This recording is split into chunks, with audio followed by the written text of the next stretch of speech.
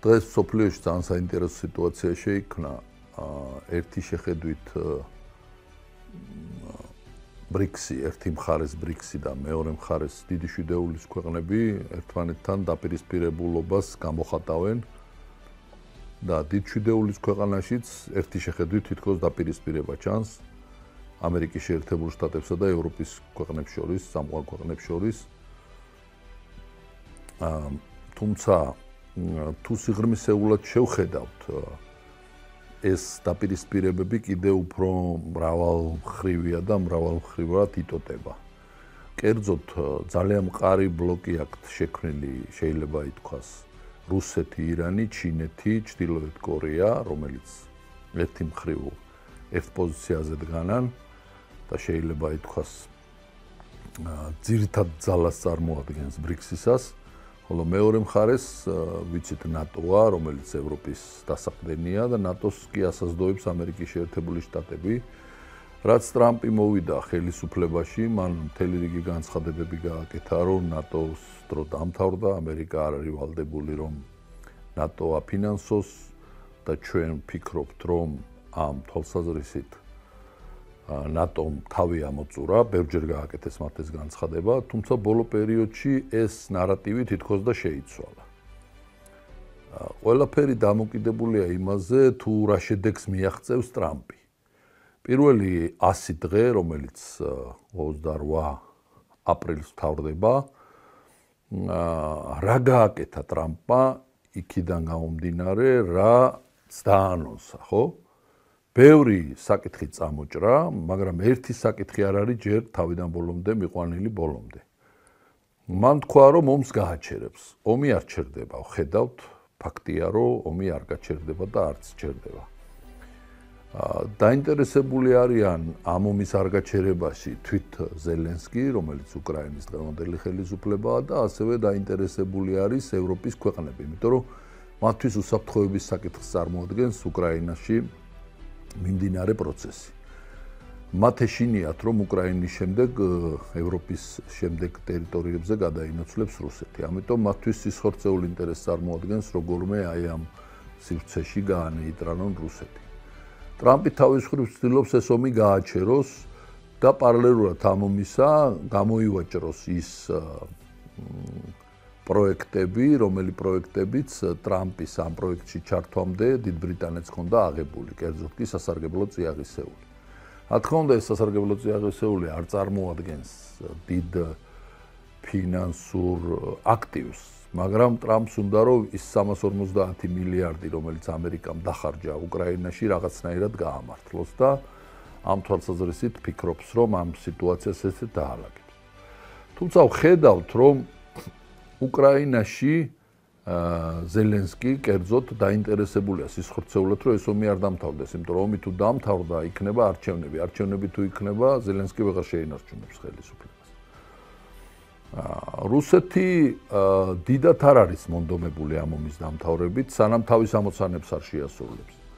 ტრამპი ამ დიალოგით ცდილობს დივიდენდების მოპოვებას თავის ამორჩეველშიც და მსოფლიოშიც. ერთი შეხედვით ისე ჩანს, თითქოს Deep State-ი, დიდი ბრიტანეთი, ევროპის ქვეყნები და ამერიკის შეერთებული შტატები დაუპირისპირდნენ ერთმანეთს. თუმცა საქმეზე რომ მიდგება, ისინი მაინც ერთი პოზიციით გამოვლენ და ტრამპის ცდილობა, რომ რუსეთსა და ჩინეთს შორის რაღაცნაირად ჩამოეგდო განხეთქილების ვაშლი, არ განხორციელდა, შესაბამისად რუსეთმა და ჩინეთმა განაცხადეს, რომ ჩვენი ერთობა ისეთივე ურყევია, როგორც ტიან-შანის მთები. შესაბამისად, ეს იმას ნიშნავს, რომ ის პოლიტიკა, რასაც ტრამპი ატარებდა, ფაქტიურად ყველა მიმართულებით შედეგი არსად არ არის დადებული. არადა ეხლა მე კარგად ვხედავ ამ სიტუაციას, როგორც პოლიტიკის მეცნიერებათა დოქტორი, საერთაშორისო ურთიერთობათა დოქტორი, მაგრამ აი ამომრჩეველი ეკითხება ტრამპს, უბრალო ამომრჩეველი. აი ბატონო ტრამპო, თქვენ თქვით რომ შეიერთებთ გრენლანდიას, ვერ შეიერთებთ. თქვენ თქვით რომ შეიერთებთ კანადას, ვერ შეიერთებთ. თქვენ თქვით რომ შეამცირებდით ბიუჯეტს. ფაქტიურად ძალიან მცირედით შეამცირებთ ბიუჯეტი, რომელიც ხარჯები იყო, ასე ვთქვათ, ილონ მასკის მიერ აღმოჩენილი.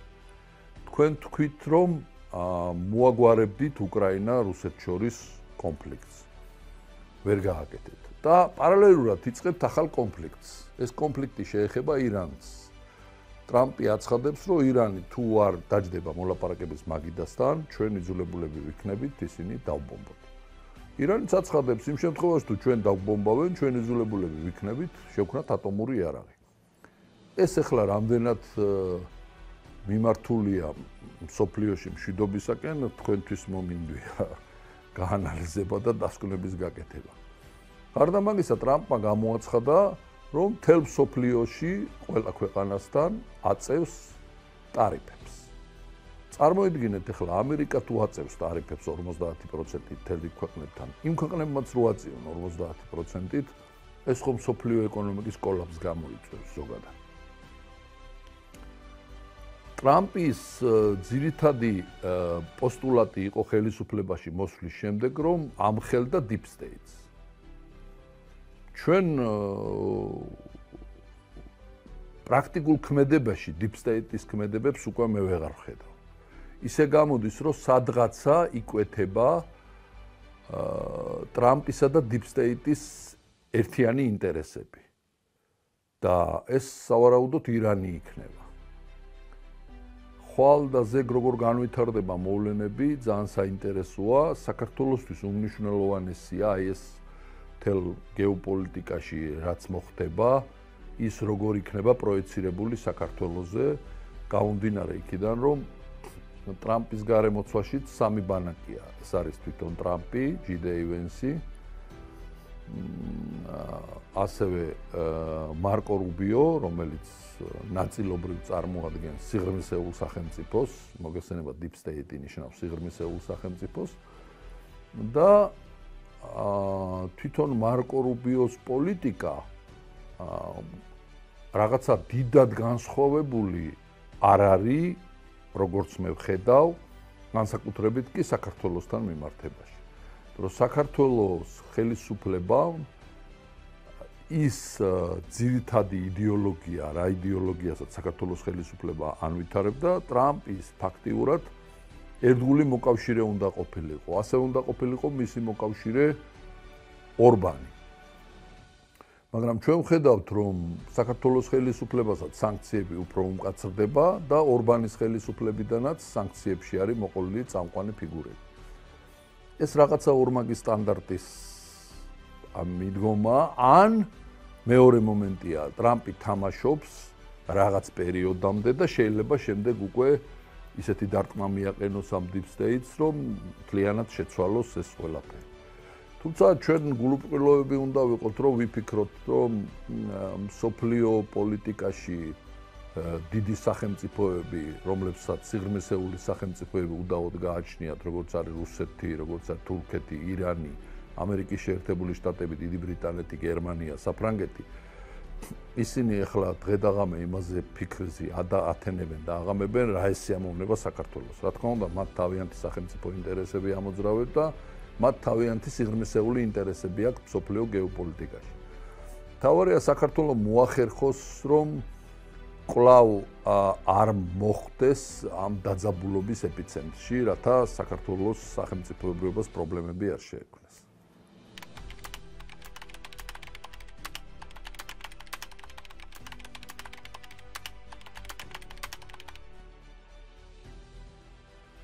სავარაუდოდ ესეც ლოგიკურია, რომ ვანგარდი და ბლეკროკი, რომელიც ფაქტიურად ნახევარ მსოფლიოს ფლობენ და ყველა ძირითად აქტივს ფლობენ, მოილაპარაკონ ტრამპთანაც და მოილაპარაკონ სხვა პოლიტიკურ ლიდერებთანაც ახალ თამაშის წესებზე და ამ თამაშის წესებით ტრამპმა მიიღოს ის, რაც ის ითხოვს და ისინი აღმოჩნდნენ ერთ ნავში ტრამპთან ერთად და არა მოპირდაპირე ნავებში და გამოუცხადონ ერთმანეთს ომი.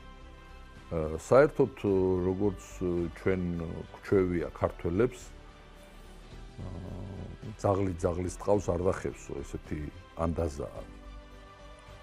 შესაბამისად, ჩვენ უნდა ძალიან გაფაციცებით ვადევნოთ თვალყური, რა ხდება მსოფლიო პოლიტიკაში და კულუარებში რა ხდება, ძალიან ინტენსიურად უნდა გქონდეს ეს ყველაფერი შესწავლილი. და საქართველოს ხელისუფლებამ კი მაქსიმალურად უნდა შეეცადოს დღევანდელ ხელისუფლებას ამერიკის შეერთებული შტატებისას, რომელიც ცდილობს, რომ საკუთარი გავლენის ჯგუფი ჩამოაყალიბოს, ანუ არა მსოფლიო მთავრობის დაქვემდებარებული, არამედ საკუთარი. რაღაცნაირად ხელი შეუწყოს და მათ ხმა მიაწვდინონ ამ ყველაფრის თაობაზე, რომ საქართველო მზად არის ერთგვარ მოკავშირეში იქცეს იმ გლობალური ომის პარტიის წინააღმდეგ, რომელსაც მთელ მსოფლიოში ომების გაჩაღება უნდა. და თუ ტრამპი გადადგამს ნაბიჯს ირანისთან ომის მიმართებაში, ეს ავტომატურად გამოვა, რომ გლობალური ომის პარტიას წისქვილზე ესხმება წყალი, რაც რა თქმა უნდა ძალიან მძიმე შედეგებს გამოიწვევს მსოფლიოსათვის. ჩემი აზრით ეს დაუშვებელია და მაქსიმალურად ყველა უნდა ჩაერთოს, რომ ეს არ მოხდეს. საქართველოს სისხორცეულად არის დაინტერესებული, რომ ჩვენ რეგიონთან ახლოს არაფერი საომარი მოქმედება არ განვითარდეს და თუ ეს მოხდა, მერთმა დაიფაროს, მაგრამ თუ ეს მოხდა, საქართველო ავტომატურად ძალიან მოწყვლადი ქვეყანა ხდება ამ შემთხვევაში.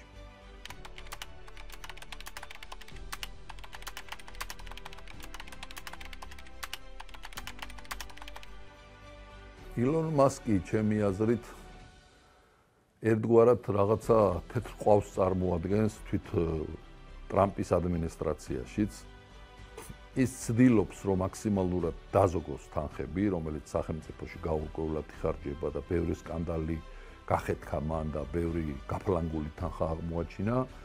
თუმცა მე როგორც ხვდები, ილონ მასკი არ არის სამწუხაროდ მრავალრიცხოვანი ილონ მასკი არ არის ტრამპის ხელისუფლებაში და მას ბევრი ამრეზითაც უყურებს თვით ტრამპის ხელისუფლებაშიც. ილონ მასკმა განაცხადა, რომ მე 100 დღის შემდეგ დავტოვებ თანამდებობას, რაც ნიშნავს, რომ ტრამპს ასე ვთქვათ კეთილი ძალა მოაკლდება, რომელიც ცდილობდა, რომ რაღაცა ალტერნატიული შეექმნა.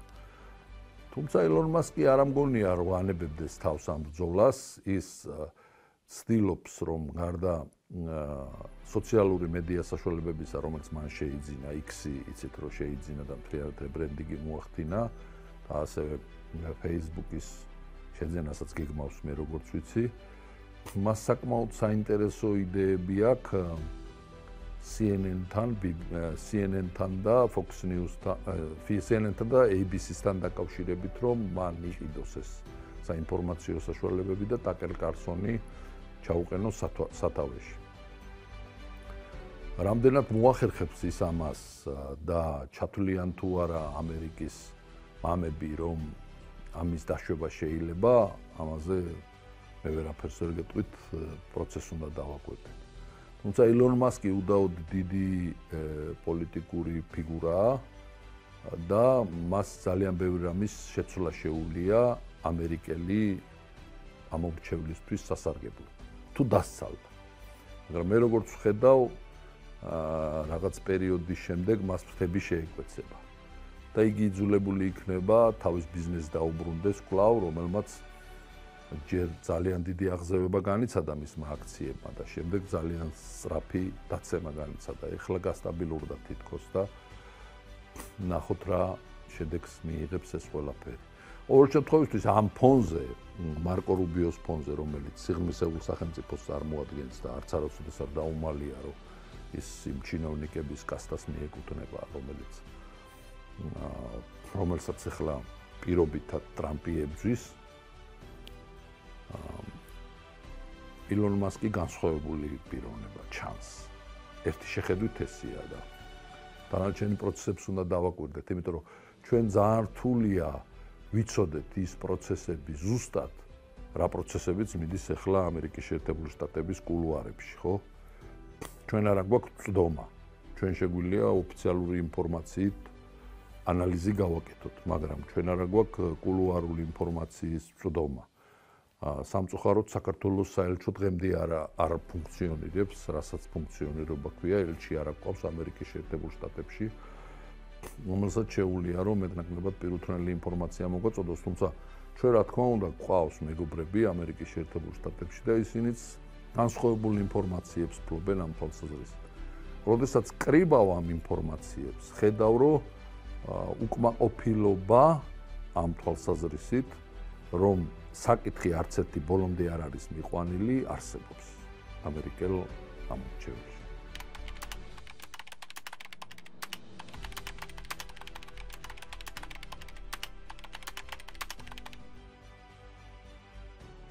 აი წარმოიდგინეთ ბაიდენის დროს ამერიკის იმიჯი მიუხედავად იმისა, რომ ბაიდენი უკან არიხევდა და უკრაინაში უზარმაზარი ფული ჩაანთლია, შერყეული იყო. გამომდინარე იქიდან, რომ ამოცანებს ვერ წვიტავდა. და უცებ მოვიდა ტრამპი, რომელიც კონსერვატიული იდეით მოვიდა, ქალის და მამაკაცის დაფიქსირებით მოვიდა, რასაც ხურვალეტაში მოჰყვა მას და კონსერვატიული ღირებულებებით მოვიდა. იგი შეიარაღდა ძალიან ისეთი მყარი იარაღით, რასაც ქვია კონსერვატიზმი და ტრადიციონალიზმი.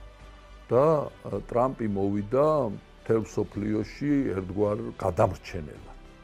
რო გადაარჩენდა იგი მსოფლიოს ამ ლიბერასტული იდეოლოგიისაგან. თუმცა თუ ის იმ ნაბიჯებს არ გადადგამს, რასაც პირდებოდა ამორჩეველს, მის მიმართ განხილვა მოხდება მთელი რიგი ადამიანების, ამომრჩევლების, ქვეყნების და ასე შემდეგ. და ის ავტომატურად დაკარგავს იმ ქარიზმას, რაც მან მოიპოვა აი ამ შეუპოვარ ბრძოლაში, რომელსაც ის აწარმოებდა თავის საპრეზიდენტო არჩევნებამდე. და ხდება ხოლმე საერთოდ პოლიტიკაში, როდესაც პოლიტიკოსი სანამ მოვა ხელისუფლებაში, მანამდე ამბობს ერთს და მერე რომ მოვდის ხელისუფლებაში, მერე რაღაცა სხვა მიმართულებით მიდის ხოლმე. ძალიან გული დამწყდება თუ ტრამპში ესეთ განხილვას მივიღებთ. ძალიან არ მინდა რომ ესე მოხდეს. მაგრამ შედეგები ცოტა არ იყოს და ეჭვს აჩენს ამ თვალსაზრისით.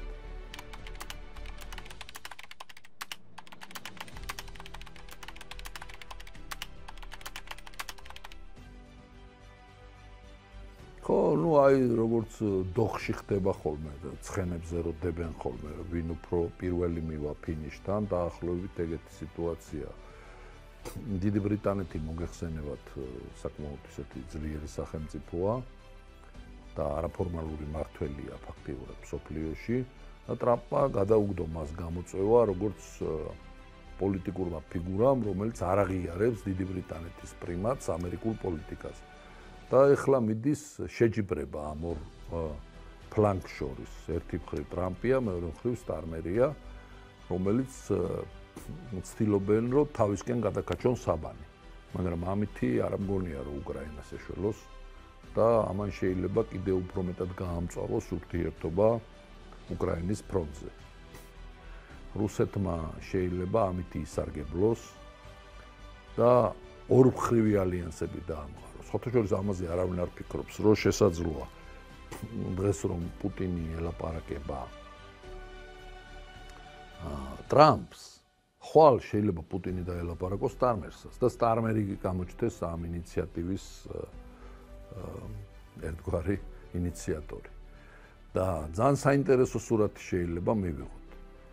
ჩინეთი, რომელიც დღეს ამერიკელებს დემონსტრაციულად უტარებს სამხედრო ცვლილებებს ტაივანთან მიმართებაში.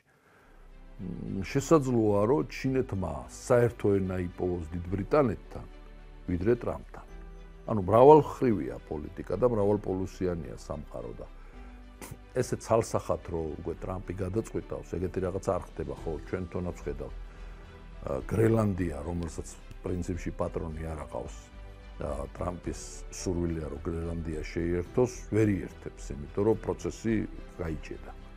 კანადა, რომელიც ასევე სურვილი ქონდა რომ კანადა მიერთებინა, ვერც კანადას იერთებს. არა და მისი ამოცანა იყო რომ კანადის და გრენლანდიის შეერთებით მას მოეხთინა ამერიკული სიმძლავრის მაქსიმალურად ათვისება და დატოლებოდა, დაწეოდა ჩინეთის შესაძლებლობებს და ჩინეთის პოტენციალს. თუმცა ახლა ვხედავთ რომ ჯერჯერობით ეს პროექტები ჩაჩეხილია. და თუ დაინახა ტრამპმა რომ ეს პროექტები ვერ ხორციელდება, მაშინ ჩემი აზრით ჩათრევას ჩაყოლას ამჯობინებს და შეიძლება ჩვენ ამ პროცესის მომსწრე გავხდეთ. როგორ შეიძლება ეს ყველაფერი საქართველოზე აისახოს? გაინტერესებთ ალბათ. საქართველოს ძალიან რთული პერიოდი დაუდგება იმ შემთხვევაში თუ ტრამპის ადმინისტრაციაც ბაიდენის გზას გაყვება საქართველოსთან მიმართებაში. და თუ არ მოусმენს ტრამპის ადმინისტრაცია საქართველოს ხელისუფლების არგუმენტებს და ლოგიკურ მსჯელობას, მაშინ აღმოჩნდებით ისევ ცალმხრივ ინფორმაციის ტყვეობაში. ეხლა რა ხდება? ინფორმაცია ამერიკის შეერთებულ შტატებში მიდის მხოლოდ ერთი მხრიდან. ეს არის ოპოზიცია და ოპოზიციის აქტორები, სალომე ზურაბიშვილი, ეს პოლიტიკური პარტიები და ასე შემდეგ, სხვადასხვა ქვეყნის საელჩოები, რომლებიც სისხორცეულად არიან დაინტერესებული ამ ხელისუფლების შეცვლით, იმიტომ რომ ეს ხელისუფლება მათ არ ემორჩილებათ. შესაბამისად, მათ არ აქვთ ალტერნატიული ინფორმაცია. რადგან არ უნდა დაუჯდეს საქართველოს ხელისუფლებას, დაუყოვნებლი უნდა შექმნას ალტერნატიული ინფორმაციის წყარო ტრამპის პოლიტიკურ კულუარებშიც, გარემოცვაშიც, პოლიტიკოსებშიც და ასე შემდეგ და ასე შემდეგ. ეს უნდა მოხდეს რაც შეიძლება სწრაფად. წინააღმდეგ შემთხვევაში შეეცდება Deep State თავისი ამღრეულ წყალში თევზს დაიჭიროს და ასევე შეეცდებიან ტრამპის გარემოცვაში მყოფი პოლიტიკოსები, რომლებიც ითვლებიან ვითომ ტრამპის მომხრე და სინამდვილეში სხვა პოლიტიკის გამტარებლები არიან, რომ манипуляცია მოახდინონ იმ ცრუ ინფორმაციებით, რომელიც სრულ ინფორმაციებითაც საქართველოს იმიჯსაც დააზიანებენ და საქართველოს ხელისუფლებასაც პრობლემებს შეუქმნიან.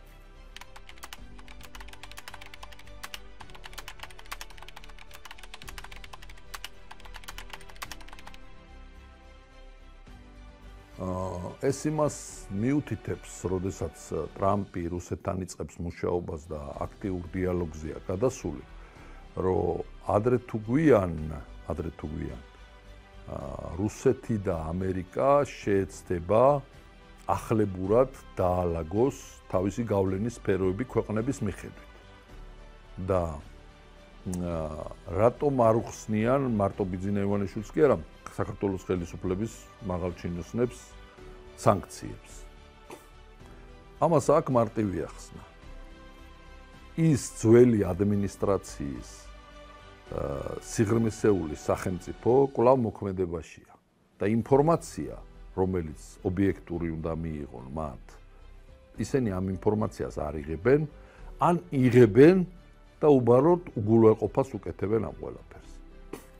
რაც რა თქმა უნდა, ჩემი აზრით არასწორია, გამომდინარე იქიდან, რომ ის იდეოლოგია, რაც დღეს ქართულ სახელმწიფოს აქვს შეიარაღებაში, ტრამპი ამ იდეოლოგიით მოვიდა ხელისუფლებაში. გამოდის, რომ ტრამპი ამ იდეოლოგიას ემიჯნება, იმიტომ რომ ქვეყანა, რომელიც ამ იდეოლოგიით გამოჩნდა მთელ მსოფლიოში, ხო? და თქვა, რომ აი ჩვენ ამას არ დაუშვებთ.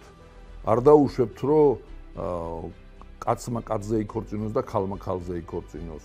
ტრამპაც იგივე თქვა. არ დაუშვებთ, რომ დაუშვათ ომი გაჩაღდეს და ომის პარტიას ბრძოლა გამოუცხადა.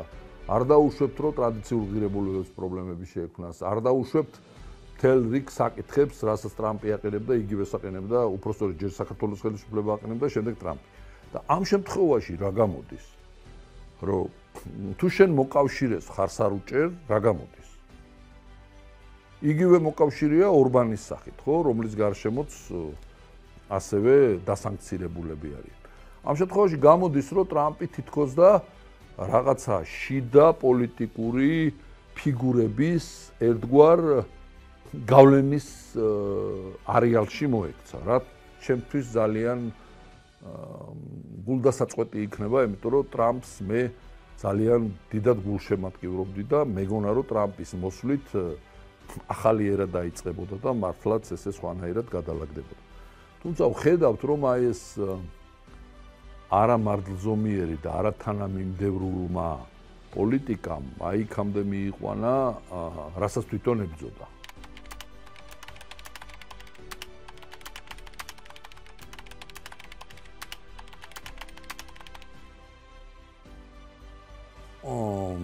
სავარაუდოდ რუსეთი არანაირად არ დათმობს არ ჩინეთთან, არ ჩრდილოეთ კორეასთან, არც ირანთან ურთიერთობას, ეს გამორიცხულია.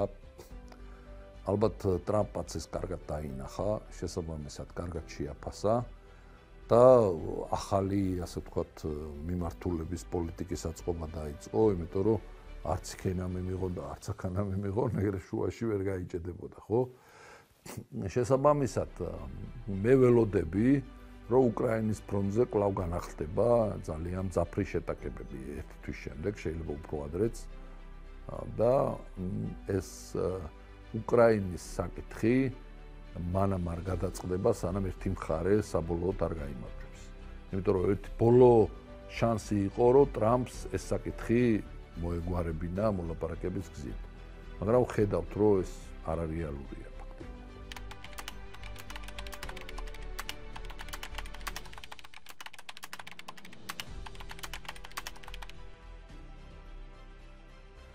სიმართლე გითხრა, არ ვიცი, იმიტომ რომ თავიდან სხვა იდეებით მოვიდნენ ესენი ხელისუფლებაში და ეხლა რას ფიქრობენ ამ თვალსაზრისით, ცოტა ბუნდოვანი გახდა, იმიტომ რომ ამაზე ინფორმაციაც აღარ საჯაროვდება. თუმცა ერთი რაღაც შემიძლია გითხრათ, რომ მთელ ამერიკაში LGBT დროშები ფრიალებდა და არსად რაც ტრამპი მოვიდა, აღარ ფრიალებს ეს LGBT დროშები. რამდენად შეზღუდავს ის ამ ერთსქესიანთა ქორწინებას ან არ შეზღუდავს ეს ჯერჯერობით უცნობია. ნუ დააფიქსირა რომ არსებობს ქალი და არსებობს კაცი. აი ეს დააფიქსირა ჯერჯერობით. ამ 100 დღის განმავლობაში შეიძლება ითქვას რომ ტრამპმა წარმოაჩინა ის რა უნდა რომ გააკეთოს და წარმოაჩინა რეალურად რა კეთდება. ანუ რაც უნდა რომ გააკეთოს, იმისგან ძალიან შორს არის და რაც კეთდება, იმას ვხედავთ ყველა. და ამაზე ვისაუბრე ამინდა.